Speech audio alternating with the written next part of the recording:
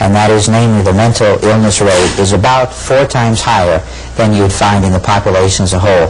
So this is a pretty serious problem which is universally recognized by all researchers in the field. So my research is not different than the other studies that I've looked at. And this is also true not only in this country, but also in other countries, and some of the studies were done 30 and 40 years ago. So we're talking about a very consistent, high level of mental illness in all times in this century and all places. Would you say, Jerry, there's following the same theme, this idea of the other researchers and your own findings and so on, is there a statistical percentage that we could utilize here? You know, it's a third as high, or it's a quarter as high, or it's higher or less, whatever. Is there a percentage that can be applied in this case? Well, it depends on what specific type of mental illness you're looking at. When they look specifically at schizophrenia, the studies consistently are about 4, 5, 6 times higher than the non-witness population. In other words, among witnesses, schizophrenia is about 4 or 5 times higher than among non-witnesses. If you look at depression, it's probably 6, 8, 10 times higher. It also depends specifically on the cutoff point. If you're very liberal in defining depression, you could define it as 5 times, 10 times higher. If you're very strict, the definition would be different. We're clearly talking about a rate, though, that's far higher. Whether it's exactly 4 times or 5 times is kind of irrelevant. It's clearly higher. And that's the major concern we need to look at. The society practices, of course, shunning. And for many, many years, of course, this applied to the person who had been removed from the congregation, disfellowshipped, which is equivalent, of course, to excommunication. And this has obviously had an effect on those individuals. At the same time, we think now, since 1981, September 15th, 1981, the Watchtower developed that those persons who would willingly leave the society will be put in the same category. So that today we have thousands upon thousands of persons who are being shunned by their former friends, by their relatives, by their parents, by everyone. Now this must have some incredible effect on the individual, Jerry. What would you say the major impact of that would be? That's a very good question that you posed. I think it's one that is especially of concern today in the Watchtower Society. The press often uses the term shunning, but I think it's much more than that among the witnesses. Some religions, it's true, do practice shunning, but it's more of a social estrangement, more of a social setting the person apart. The witnesses, it's a total cutting off, which is really quite a bit different. The witnesses consider someone who's disfellowshipped, which is the term they use, as literally, in more ways than one, dead. And even one's own parents are not allowed to speak to one unless they say it's absolutely necessary, which really is very few conditions. So it's really a total, absolute cutting off of all persons who are witnesses in good standing. And I think to illustrate the effect of disfellowshipping on a person, I think it's best that I probably relay a case which I worked with, which to me illustrates what commonly happens. And this is the case of a young man who was a very enthusiastic witness. He was involved in the organizations for 4 or 5 years, and he was a very good, astute witness. He read a great deal of the Watchtower publications.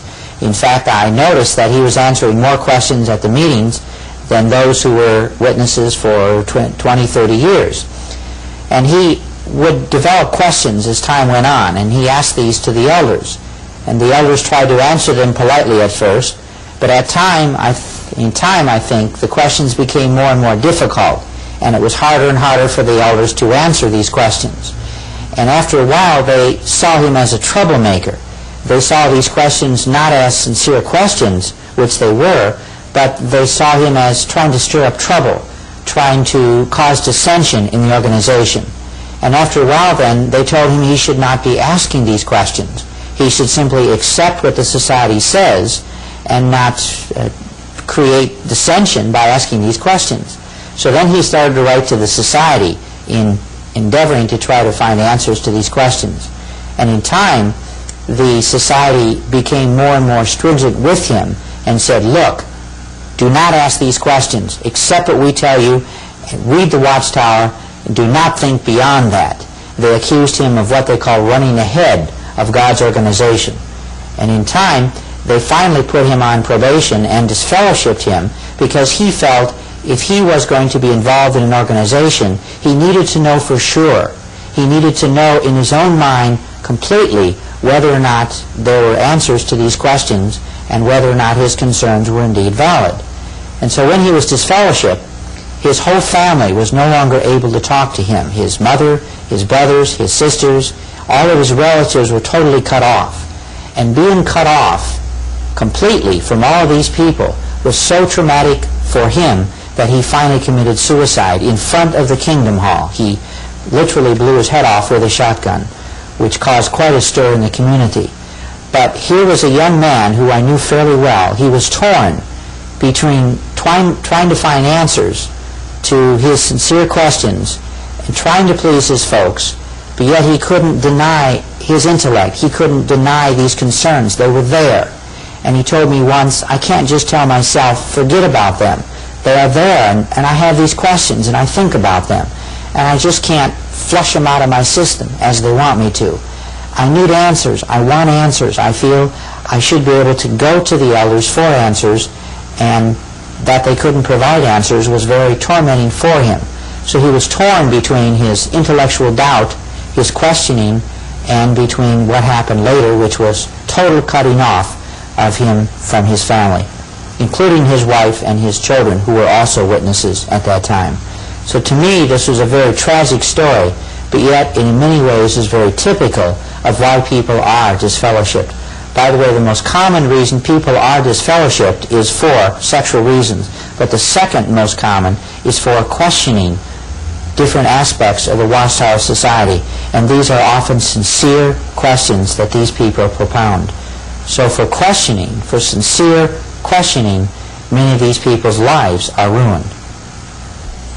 I'm reminded, Jerry, of the judicial committee system as an elder, and you were an overseer as well, so you were quite familiar with the system of judicial committee, whereby if a person in the congregation came into some error or they had done something wrong, whatever the case may be, if it was of serious enough import, we would haul them in, three of us, three elders, and have a hearing with them, which could lead to anything from a severe disfellowshipping, removing from the congregation, or to a probation, to a series of things, a lecturing even, but usually it had fairly heavy import. Now surely this must have, I've seen cases, I've sat on many of those, where people would break down in front of us as they discussed the things that they were guilty of and so on. And I could tell that they came in just totally unnerved to sit before us. That used to cut me to the heart a little bit, I must confess, because I thought we were their shepherds, and yet they seem to have an incredible fear of us as they come in to see us. This must have an effect on an individual. This must have something to do with the emotional distress that some could feel, even some sort of a fear syndrome that could seize an individual. What did you find on that? What's been your experience in that area? I agree very much. I've had a lot of experience in working with judicial committees on both sides in my case, and it's extremely traumatic for many people because your future, and many people believe your life literally hangs on the decision of those in the committee. And it's really not a very just situation because here you are in a closed room, you by yourself, in essence three opposers, three people who are trying to hear the case, and it's very difficult, I think, for justice to be served in that situation. And if they're out to get you, which in many cases they are, no matter what happens, you've lost. And on the other hand, if they're out to condone what you're doing, which in some cases they are, you've won no matter what you say. So I think a lot depends upon the people hearing the case. And I've worked with many cases which I thought were very traumatic in their extent and what happened. One person, he found it so traumatic that he committed suicide shortly before the judicial hearing because he realized what hung on the balance there. And I guess he just didn't want to face it. He couldn't face it. And so he did commit suicide. And one case I worked with too, that there were a number of people accused of doing something wrong. And we brought the first one in, and this person was found guilty and put on probation. And then the first person said, well, I've been caught, I've been exposed, let's bring in Brother Jones and Brother Taylor and Sister Smith, because they were all doing the same thing. It was not a major thing, actually, they were doing. And then one of the other witnesses said, well, we don't want to make this a witch hunt. We'll just prosecute you and we'll stop there. And this made him very angry, because he felt, I did it, fine. I'm taking my punishment. Let's punish all the rest for doing the same thing. And they didn't want to do that. They stopped with him. And he later on left the organization, not because he was put on probation, but because he felt it was so manifestly unfair that they caught him and he got convicted, but everybody else got away with what they were doing. And it was so minor, I really don't even remember now what he was found guilty of. But I thought the injustice which was illustrated there is a major problem in these hearings. And also, you have no real way of appealing what's going on. And this is traumatic. If you don't get a fair shake the first time, basically you're finished, because there really is no effective, just appeal system. That it's totally up to those elders in that room what happens to your fate. Yes, you're right, Jerry. I'm reminded of the so-called appeal committees and so forth, and they were in place. It was ostensibly an arrangement that a person could appeal their case, but usually the deck was loaded. Basically, it became nothing more than a kangaroo court. Essentially, if a person was disfellowshipped by one group of elders, it had to be some sort of a horrendous case of some nature that would bring in people from the outside and circuit overseers and one thing or another, that it had been such an obvious mistake. Would the appeal be, the actual case be dismissed or rescinded? Generally, the appeal was nothing more than an exercise. Yeah, you're right. This raises the whole question of justice, and I found that oftentimes when people face the judicial committee and when they realize that there doesn't seem to be much justice in the Watchtower Society, that many leave because of this lack of justice. And this, of course, has been a major concern among dissonant witnesses in the past few years, the lack of justice. Many witnesses feel powerless in the Watchtower Society. They feel like a prisoner, that their whole life is ordered and scheduled, that they really have little control over their own life. And this feeling of powerlessness is a very common precedent, we could say, or antecedent to individuals who develop depression and emotional problems. This is why we put people in prison, because a prison puts them in a powerless situation, and this is punishment. Likewise, we find many people in the Watchtower Society see themselves as powerless in an unjust situation, and this typically causes, in many witnesses at least, severe problems. Jerry, we've been talking an awful lot about the way this whole thing has affected individuals. But I think a thing that has to be, or an area that has to be examined somewhat, is the family. I remember very clearly as an elder numerous cases of real dissension in families.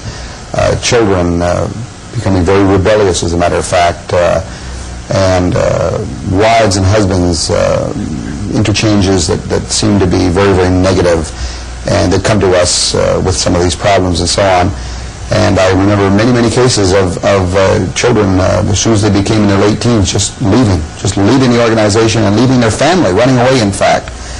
And this is obviously indicative of incredible stress within the family unit. Jehovah's Witnesses like to speak about the happy families. Many of the articles seem to have headings, God's happy family and happy family units within the larger family, as it were, and so forth.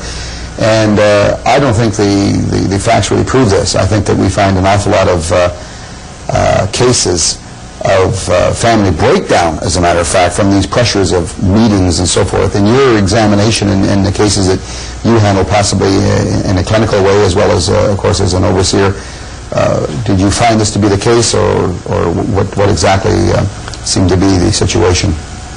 Yes, I agree very much so. It's